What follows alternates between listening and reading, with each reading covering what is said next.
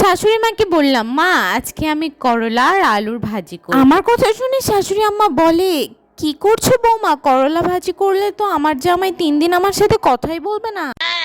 আমি মাকে বললাম, কেন মা? তাহলে এখন কি করব? করলাগুলো কি ফেলে দিব? মা বলে, না মা, তুমি করলার সাথে আলু যুক্ত করে দাও, আলু তো সংসারের প্রতীক।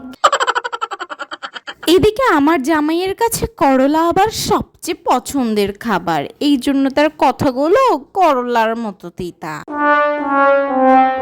করলা কাটতে কাটতে আমার মাকে বললাম, মা আমার চোখে তো পানি চলে আসছে।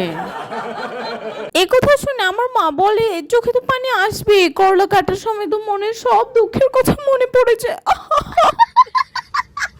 যখন আমি আলুগুলো কাটছিলাম আমার শাশুড়ি মা বলছিল, এই আলুই তো হচ্ছে আমাদের সংসারের প্রতীক, আলু না থাকলে তো করলা খেয়ে সবাই বাড়ি ছাড়া হয়ে যেত।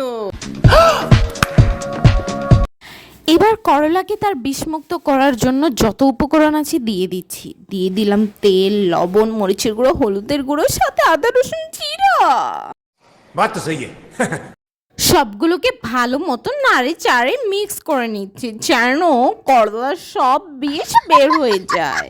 তারপর তো আমি ভালো মতো ঢাকা দিয়ে রান্না করে নিয়েছি, আর এই তো আমার করলা ভাজি রেডি। আমার করলা ভাজি দেখে আমার শাশুড়ি মা বলছে, বৌমা একে করেছো? তোমার করলা ভাজি থেকে তো একদমই বিষ ছড়াচ্ছে না। कैसा लगा मेरा मजाक?